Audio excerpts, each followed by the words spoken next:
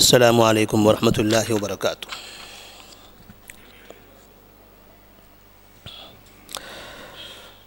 الحمد للہ رب العالمین والصلاة والسلام علی رسولہ الامین وعلی آلہ وصحبہ اجمعین ومن تبعہم بإحسان الی یوم الدین، اما بعد فاعوذ باللہ من الشیطان الرجیم، بسم اللہ الرحمن الرحیم۔ قالوا لیس علینا فی الامیین سبیل۔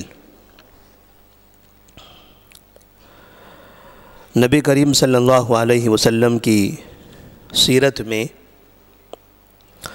آج کے درس کا عنوان ہوگا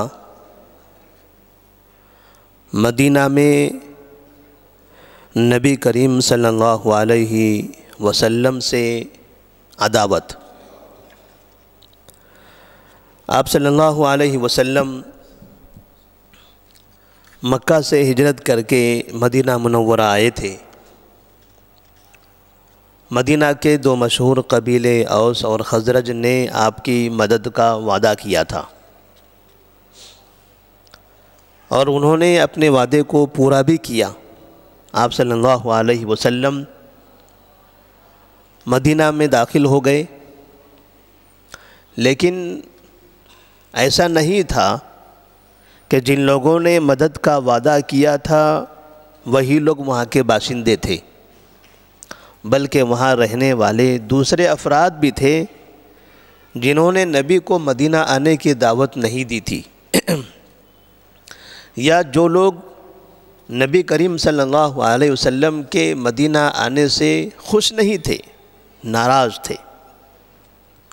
اور پہلے ہی دن سے، جس دن آپ صلی اللہ علیہ وسلم قباء کی وادی میں پہنچے تھے، اسی وقت سے باقاعدہ انہیں نبی صلی اللہ علیہ وسلم اور ان کے ماننے والوں سے دلوں میں نفرت پیدا ہو گئی تھی۔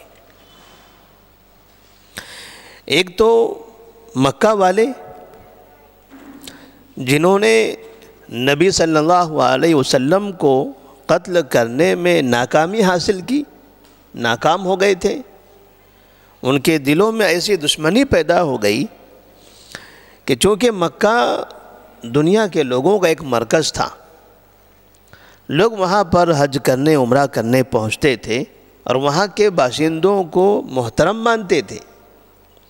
اب انہوں نے وہاں سے آنے والے باہر کے تمام لوگوں کے دلوں میں نبی کی نفرت داخل کرنا شروع کر دیا کہ مدینہ میں ایک شخص ہے، محمد بن عبداللہ ان کا نام ہے، وہ شخص مدینہ میں ہمارے پاس کا تھا، یہاں سے بھاگ گیا، وہاں جا کر وہ وہاں کے لوگوں میں نفرت پھیلاتا ہے، بے دینی پیدا کر رہا ہے۔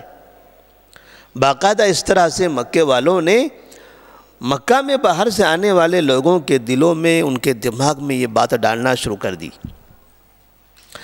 اور پھر مکہ کے اطراف میں، مدینہ کے اطراف میں جو قبائل ہوتے تھے ان قبائل کو مدینہ کا دشمن بنا دیا، اور جو تاجرین تجارت کے غرض سے، سامان خرید و فروخت کے غرض سے مدینہ جاتے تھے، باقاعدہ ان لوگوں کو مدینہ جانے سے منع کر دیا۔ نتیجہ یہ ہوا کہ معاشی طور پر مدینہ کا بائیکاٹ ہو گیا۔ بہت سے تاجرین جو تجارت کے لیے مدینہ جاتے تھے، اب انہوں نے اپنا راستہ بدل دیا۔ معاشی اعتبار سے مدینہ کو کمزور کرنے کی کوشش کی گئی، اور پہلے سے مہاجرین وہاں آئے ہوئے تھے جو معاشی اعتبار سے کمزور تھے، کیونکہ انہوں نے اپنا سارا سامان، ساری دولت مکہ میں چھوڑ دی تھی، اب یہاں وہ خالی تھے، تو یہاں معاش کی ضرورت تھی، اور مکے والوں نے مدینہ کو چاروں طرف سے معاشی اعتبار سے کمزور کرنے کی کوشش کی۔ اور پھر جب انہوں نے دیکھا کہ مسلمان یہاں سے نکل رہے ہیں، بھاگے جا رہے ہیں، تو وہ اپنا گھر تو لے کر نہیں جائیں گے، اپنی زمینیں لے کر نہیں جائیں گے، لہٰذا جتنے گھر اور زمینیں مسلمانوں کی تھی ان تمام جگہوں پر قبضہ کر لیا۔ مکے والوں نے اس طرح سے رد عمل دکھایا مسلمانوں کے پیچھے، اور مسلمان اور مدینہ منورہ کے اندر جو مشرک تھے جنہوں نے اسلام قبول نہیں کیا تھا، ان میں سے کچھ ایسے تھے اکثریت کو دیکھ کر، چونکہ مسلمانوں کی اکثریت تھی، اکثریت کو دیکھ کر بظاہر انہوں نے اسلام لانے کا اعلان کر دیا کہ ہم بھی مسلمان ہیں، کلمہ پڑھ لیا، لیکن دلوں کے اندر نفرت تھی، انہی کو منافقین کہا جاتا ہے۔ انہوں نے بھی وقتاً فوقتاً نبی صلی اللہ علیہ وسلم کو اور مسلمانوں کو نقصان پہنچانے کی کوشش کی۔ مدینہ میں رہتے تھے، نبی کے اطراف میں رہتے تھے، صحابہ کے درمیان رہتے تھے، مسجد نبوی میں نبی کے پیچھے نمازیں پڑھتے تھے، خطبے سنتے تھے، دروس سنتے تھے، اور ساری چیزیں دیکھ کر سن کر باقاعدہ یہ خبریں مکے والوں تک یا پھر مدینہ کے باہر یہودیوں تک پہنچایا کرتے تھے۔ یہ کام منافقین نے کرنا شروع کیا۔ ان دو قوموں کے علاوہ ایک تیسری قوم تھی وہاں پر، جس کو یہود کہتے ہیں۔ یہود کے 3 بڑے قبیلے وہاں آباد تھے، ایک بنو قینقاع جو شہر میں تھے، دوسرے بنو نذیر اور بنو قریظہ جو شہر کے باہر تھے۔ سب سے زیادہ تکلیف مدینہ آنے پر ان یہودیوں کو ہوئی، اس لیے کہ یہودی یہاں پر سودی کاروبار کرتے تھے، یہاں ان کی جو تجارت تھی وہ سود پر قائم تھی، اور مدینہ کے بڑے بڑے سرداروں کو انہوں نے ایسا سود دیا ہوا تھا کہ جب وہ واپس نہیں کر سکے تو باقاعدہ بدلے میں ان کی زمینیں لے لی۔ پیسہ دیا قرض کے طور پر، واپس نہیں کر سکے تب پیسہ کہاں سے دیں گے؟ آپ کے پاس جو زمین ہے وہ دے دو۔ تو اس طرح سے مدینے والوں کی کئی زمینیں یہودیوں نے اپنے قبضے میں کر رکھی تھی، اور انہیں پتا تھا کہ یہ محمد بن عبداللہ صلی اللہ علیہ وسلم جو آئے ہیں تو یہ سود کے خلاف دعوت دے رہے ہیں، سودی کاروبار کو یہ روکیں گے، یہ دھوکہ، تجارت کے لین دین میں یہ دھوکہ، ان ساری چیزوں سے منع کریں گے۔ اور اوس اور خزرج کے درمیان میں جس طرح سے ہم جھگڑے کروا رہے تھے، اب یہ اسلام آنے کے بعد باقاعدہ ان کے درمیان محبت قائم ہو جائے گی۔ تو یہودیوں کو یہ سمجھ میں آیا کہ ابھی تک کہ ہم جو کام کر رہے تھے اب ہمارے کاموں میں کہیں نہ کہیں خلل واقع ہوگا، اب ان کے درمیان لڑائیاں کروا کے، نفرتیں پیدا کر کے پیسہ کمانا، اب اس سے ہم محروم ہو جائیں گے۔ اسی لیے یہودیوں کو نبی کریم صلی اللہ علیہ وسلم کی آمد پر تکلیف ہونے لگی، اور اس کا رد عمل قباء کی وادی میں ہی نظر آیا۔ جس وقت آپ صلی اللہ علیہ وسلم مدینہ میں داخل ہونے سے پہلے قباء پہنچے تھے تو وہاں پر یہودیوں کے ایک سردار جو بعد میں نبی کریم صلی اللہ علیہ وسلم نے ان کی بیٹی سے نکاح کیا تھا، صفیہ رضی اللہ تعالی عنہ، صفیہ رضی اللہ تعالی عنہ کے والد ہوئی بن اخطب، ہوئی بن اخطب یہ یہودیوں کے ایک سردار تھے۔ ہوئی بن اخطب اور ان کے بھائی ابو یاسر، صفیہ رضی اللہ تعالیٰ عنہ فرماتی ہیں کہ جب نبی صلی اللہ علیہ وسلم قباء میں آئے تو میرے والد اور میرے چچا نبی سے ملاقات کے لیے قباء میں گئے، صبح صبح گئے تھے اور مغرب سے پہلے واپس آئے ہیں، چہرہ بدلا ہوا ہے، تھکے ہوئے ہیں، عجیب سے نڈھال ہیں۔ میرے باپ کو اور میرے چچا کو مجھ سے بہت محبت تھی، میرے والد اپنے دوسرے بچوں کے مقابلے میں مجھ سے محبت کرتے تھے، میرے چچا بھی اپنے بچوں کے مقابلے میں مجھ سے محبت کرتے تھے، اور جیسے ہم ملتے تھے فوراً گلے ملتے تھے، باقاعدہ گود میں اٹھا لیتے تھے، محبت کرتے تھے۔ وہ کہتی ہے اس دن میں نے دیکھا میرے والد اور چچا واپس آئے ہیں تو استقبال کے لیے ہم ان کے سامنے گئے تو ان کے چہرے پر کوئی مسکراہٹ نہیں، غمزدہ ہے، پریشان حال ہے۔ انہوں نے دیکھا کہ کوئی بھی لپک کر ان سے ملنے تیار نہیں ہے، اور پھر باقاعدہ یہاں آنے کے بعد والد اور چچا آپس میں بات کر رہے ہیں، اور چچا نے والد سے کہا، یعنی ابو یاسر نے حوی بن اخطب سے کہا، ہوا کیا یہ وہی ہے؟ یعنی جن سے ہم بات کر کے آئے ہیں کیا یہ وہی ہے؟ اب وہی ہے یعنی وہ پہلے سے ان کے ذہن میں کچھ ہے نبی کے بارے میں، تو انہوں نے کہا ہوا کیا یہ وہی ہے؟ تو حوی بن اخطب کا نام ہوا، ہاں یہ وہی ہے۔ قال نعم واللہ قال اتعرفه، کیا تم اسے پہچانتے ہو اچھی طرح سے؟ یعنی آپ کو سمجھ میں آ رہا ہے کہ یہ کون ہے؟ کہا ہاں اچھی طرح سے پہچانتا ہوں میں، یعنی ہماری کتابوں میں ہم نے ان کے بارے میں جو پڑھا تھا یہ وہی ہے، اور ان کی دعوت کے بارے میں ہم جو جانتے تھے یہ وہی ہے، مکے والے جن کا انتظار کر رہے تھے یہ وہی ہے، مکے والے زمانے سے کہتے تھے، اوس و خزرج آپس میں کہا کرتے تھے ایک نبی آئے گا، اس نبی کے ساتھ ہم رہیں گے، اور جو اس نبی کے ساتھ رہے گا وہ سب پر غالب آ جائے گا۔ ہوا کیا یہ وہی ہے؟ کہا ہاں وہی ہے۔ تو کہتے ہیں کہ چچا نے والد سے پوچھا تو اب آپ کا رد عمل کیا ہوگا؟ اب آپ کیا کرو گے؟ وہ تو آ گئے، مکہ چھوڑ دیا انہوں نے، مدینہ بھی قباء میں آ گئے، وہاں سے مدینہ آ جائیں گے، آپ کیا کرو گے؟ تو انہوں نے جواب دیا، عداوتہ واللہ ما بقیت، جب تک کہ میں زندہ رہوں گا میں اس سے دشمنی رکھوں گا۔ حوی بن اخطب یہودیوں کے سردار، ابو یاسر ان کے بھائی، اس طرح یہ دونوں کی گفتگو ہو رہی ہے آپس میں، اور حوی بن اخطب نے کہا جب تک میں زندہ رہوں گا اس سے میری دشمنی رہے گی۔ یہ اس وقت کی بات ہے جب آپ صلی اللہ علیہ وسلم ابھی قباء میں تھے۔ پھر یہاں سے مدینہ پہنچے ہیں۔ مدینہ میں آنے کے بعد یہودیوں کے ایک معزز اور محترم شخص عبداللہ بن سلام رضی اللہ عنہ نبی کریم صلی اللہ علیہ وسلم سے ملاقات کے لیے پہنچے، اور غالباً مدینہ آنے کے دن وہ پہلا ہی دن تھا جس دن آپ مدینہ پہنچے، یعنی جمعہ کا دن تھا جس دن مدینہ پہنچے تھے، وہ پہلا ہی دن تھا۔ پہلے ہی دن عبداللہ بن سلام رضی اللہ تعالیٰ عنہ آپ کے پاس پہنچے ہیں۔ یہودی تھے وہ، انہوں نے کچھ ایسے سوالات کیے جن سوالات کے جوابات سوائے نبی کے کوئی نہیں دے سکتا تھا۔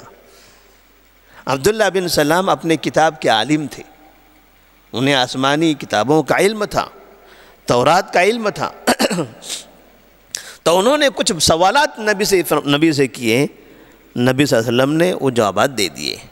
عبداللہ بن سلام کو یقین ہو گیا کہ یہ نبی ہیں، تو یہ پہلے کے نبی پر ایمان لاتے تھے، ان کے نبی نے کہا تھا کہ ہمارے بعد جو نبی آئیں گے آپ ان پر ایمان لاؤ، اس کا مطلب اس نبی پر ایمان لانے کا یہ ہوا کہ انہوں نے پہلے نبی کو مانا، پہلے نبی ہی کی بات مانا، اور یہ اپنے نبی سے وفاداری ہے۔ تو عبداللہ بن سلام نے فوراً اسلام قبول کر لیا اسی جگہ پر۔ تو یہ ایک پہلا ایسا واقعہ تھا کہ مدینہ میں داخل ہونے کے بعد نبی کریم صلی اللہ علیہ وسلم کے پاس آ کر خود ایک یہودی ایمان قبول کر رہا ہے، اور پھر عبداللہ بن سلام نبی سے کہتے ہیں یا رسول اللہ صلی اللہ علیہ وسلم، مدینہ میں جو یہودی ہیں یہ بڑے جھوٹے لوگ ہیں، بہت دھوکے باز ہیں، اور بہت الزام تراشیاں کرتے ہیں، زبانیں ان کی اچھی نہیں ہیں، یہ حالات کے حساب سے بدلتے رہتے ہیں، ان سے دھوکا ہوگا، بڑے خطرناک لوگ ہیں یہ۔ عبداللہ بن سلام نے اپنی قوم کے بارے میں بتایا۔ ابھی آپ ہی دیکھ لیجئے تجربہ کر کے کہ اگر میں آپ پر ایمان لایا ہوں، اگر میرے بارے میں انہیں پتہ چل جائے تو یہ لوگ جو آج میری تعریف کرتے ہیں وہ کل کو کیا کہیں گے۔ نبی صلی اللہ علیہ وسلم نے چند یہودیوں کو بلایا اور بلا کر ان سے پوچھا عبداللہ بن سلام کو جانتے ہو؟ کہاں جانتے؟ کہا وہ کون ہے، کیسے ہیں وہ؟ کہا بہت نیک آدمی ہے، ہم میں سب سے محترم آدمی ہیں، محترم باپ کے بیٹے ہیں، ہمارے سردار ہیں، ہمارے سردار کے بیٹے ہیں، عزت دار انسان ہیں، عزت دار باپ کے بیٹے ہیں۔ یعنی بیٹے اور باپ دونوں کی تعریف کرنے لگ گئے، عبداللہ بن سلام کی بھی اور ان کے والد سلام کی بھی، دونوں کی تعریف کر رہے ہیں۔ پھر پوچھا اگر آپ کو یہ پتہ چل جائے کہ عبداللہ بن سلام مسلمان ہو گئے تب؟ تو انہوں نے کہا کہ اعادہ اللہ من ذالک، اعادہ اللہ من ذالک، اعادہ اللہ من ذالک، اللہ تعالیٰ اس کو اس سے بچائے، اللہ اس کی حفاظت کرے اس سے۔ یہودی عبداللہ بن سلام کے بارے میں کہنے لگے اللہ اس کی حفاظت کرے اسلام سے، ایسا نہ ہو کہ وہ اسلام میں داخل ہو جائے۔ یعنی ہم نہیں چاہتے کہ وہ اسلام میں داخل ہو، ہمارا اتنا بہترین انسان، ہمارا سردار، ہمارا محترم آدمی وہ اسلام میں چلا جائے۔ جہاں یہ تو ایک دعا تھی، لیکن ایک فکرہ بھی سمجھ میں آ رہا تھا کہ یہاں کے یہودیوں کا دماغ کیا کام کر رہا تھا۔ ابھی تو یہ پہلی ابتدا ہے، نبی ابھی آئے ہوئے ہیں، اور باقاعدہ یہودیوں کے دلوں میں نبی سے اتنی دشمنی، اسلام سے اتنی نفرت، قباء میں جا کر نفرت کا اظہار، مدینے میں آئے تو وہاں بھی نفرت کا اظہار۔ اس کا مطلب یہ تھا کہ اب نبی کریم صلی اللہ علیہ وسلم کے لیے باقاعدہ یہ قوم مدینہ میں امتحان بننے والی ہے، یہاں پر اس قوم سے نبی کو دھوکہ ہوگا۔ تھوڑی دیر میں جب بات ہو رہی تھی، عبداللہ بن سلام وہیں چھپے ہوئے تھے، وہ سامنے آ گئے، یہودیوں سے باتیں ہو رہی تھی، انہوں نے 3 مرتبہ کہا اللہ اس کو اسلام سے محفوظ رکھے، تو اتنے میں وہ سامنے آ گئے اور کہا اشہد ان لا الہ الا اللہ واشہد ان محمدن رسول اللہ۔ ان یہودیوں کے سامنے عبداللہ بن سلام نے باقاعدہ اپنے اسلام کا اعلان کر دیا۔ تو جیسے ہی انہوں نے اسلام کا اعلان کیا تو یہودیوں نے کہا شرنا وابن شرنا، یہ بھی برا انسان ہے، یہ اس کا باپ بھی برا تھا۔ شرنا ابن شرنا، نہ یہ بیٹا اچھا نہ باپ اچھا، دونوں برے تھے یہ۔ نبی سے کہا عبداللہ بن سلام نے دیکھے ابھی تھوڑی دیر پہلے اتنی تعریف کر رہے تھے، بہت نیک آدمی ہے، باپ بھی نیک ہے، سردار ہے، باپ بھی سردار تھا، ہمارا محترم ہے، ان کا باپ بھی محترم، اسلام قبول کر لیا میں نے، تو زبان بدل گئی ان کی۔ اس سے سمجھ میں آتا ہے کہ دنیا کے اندر بہت سی جگہوں پر مسلمانوں کو جو برا کہا جاتا ہے، جو الزامات لگائے جاتے ہیں، جو ان کے خلاف بہتان تراشیاں کی جاتی ہیں، وہ ان کے عمل کی وجہ سے نہیں، ان کے اسلام کی وجہ سے، ان کے اسلام کی وجہ سے۔ اسلام سے دشمنی ہے، اسلام سے نفرت ہے۔ لوگ کہتے ہیں نہیں ہمیں مذہب سے کوئی مطلب نہیں ہے، ہم سارے مذہب کا احترام کرتے ہیں، ہمیں کسی مذہب سے دشمنی نہیں ہے۔ میڈیا میں بھی لوگ ایسا کہتے رہتے ہیں، پھر مسلمان سے اتنی نفرت کیوں؟ وہی کام جو دوسرا کرتا ہے تو اس پر اس سے نفرت کا اظہار نہیں ہوتا، لیکن وہ کام اگر مسلمان کرے تو اس سے نفرت کا اظہار۔ وجہ مذہب کی وجہ سے ہے۔ لوگوں کا یہ کہنا کہ ہمیں مذہب سے نفرت نہیں ہے، وہ جھوٹ کہتے ہیں، وہ حقیقت میں اسلام سے نفرت کرتے ہیں، مذہب سے ان کو نفرت ہے۔ اس لیے جس شخص نے اسلام کو قبول کیا ہوا ہے اس کے خلاف زبان درازیاں کرتے ہیں۔ یہاں عبداللہ بن سلام جو تھوڑی دیر پہلے عبداللہ بن سلام تھے، وہی عبداللہ بن سلام تھوڑی دیر کے بعد بھی ہیں، ان کی شخصیت پر کوئی فرق نہیں آیا، چند گھنٹوں کا فرق بھی نہیں ہے، تھوڑی سی دیر کا فاصلہ ہے، بس چند منٹوں کا فاصلہ۔ تو چند منٹوں سے پہلے وہ دنیا کے اپنی قوم کے سب سے محترم انسان اور تھوڑی دیر کے بعد سب سے برے انسان، یہ کیسے ہو سکتے ہیں؟ اس کا مطلب یہ ہوا کہ ان کو نفرت اسلام سے تھی۔ نبی کریم صلی اللہ علیہ وسلم نے یہ دیکھا کہ ابھی تو ہماری شروعات ہے، یہ مدینے میں آنے کا پہلا دن ہے، اور پہلے ہی دن یہودیوں نے ہمارے سامنے آ کر اس طرح سے نفرت کا اظہار کر دیا۔ اس کا مطلب یہ ہے کہ اب اس قوم سے ہمیں یہاں خطرہ ہے، یہ قوم ہماری دعوت کے لیے رکاوٹ بنے گی۔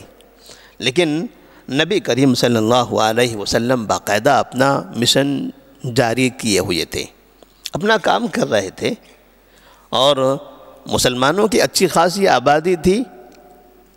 مسلمانوں کے درمیان میں پہلے جو قوانین باقی تھے وہ قوانین آہستہ آہستہ نازل ہوتے رہے، اور آپ صلی اللہ علیہ وسلم یہ یہودی اور مکہ کے جو لوگ ہیں ان لوگوں سے الگ الگ طرح سے نپٹتے رہے۔ اور پھر اس کے بعد آپ صلی اللہ علیہ وسلم نے سب سے پہلا یہ کام کیا کہ مسلمانوں کو مضبوط کیا جائے، مسلمانوں کو اندر سے پہلے مضبوط کر دیا جائے، ان کو آپس میں متحد کر دیا جائے، اس کے بعد باہر والوں کے بارے میں بات کریں گے۔ اس لیے کہ جب مسلمان ہی متحد نہ ہوں، یہی آپس میں ان بھائی چارگی نہ ہو، تو باہر والوں کے خطرات کے بارے میں فائدہ نہیں ہے۔ آج ہم دیکھ رہے ہیں ہمارے مسلمان ہی آپس میں ایک دوسرے کے خلاف ہیں، سب سے زیادہ مسلمانوں کو مسلمانوں سے ہی تکلیف ہو رہی ہے، اور ہم خواہ مخواہ باہر والوں کے بارے میں بولتے رہتے ہیں۔ تو مسلمانوں کو آپس میں متحد کرنے کے لیے نبی کریم صلی اللہ علیہ وسلم نے باقاعدہ کئی طرح کے اقدامات کیے تھے، جس کا تذکرہ انشاءاللہ آئندہ کے درس میں آئے گا۔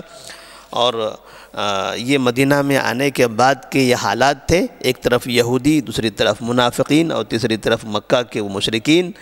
اب اس درمیان میں آپ صلی اللہ علیہ وسلم یہ 10 سال کی زندگی کو کیسے کامیابی کے ساتھ گزارتے ہیں اور پوری دنیا کو ایک بہترین پیغام دے کر جاتے ہیں، انشاءاللہ اس کی تفصیلات ہم سنتے رہیں گے۔ اللہ سے دعا ہے کہ اللہ تبارک و تعالی ہم تمام کو بھی نبی کریم صلی اللہ علیہ وسلم کی طرح حکمت کے ساتھ دنیا میں کام کرنے کی توفیق عطا فرمائے۔ السلام علیکم ورحمۃ اللہ وبرکاتہ۔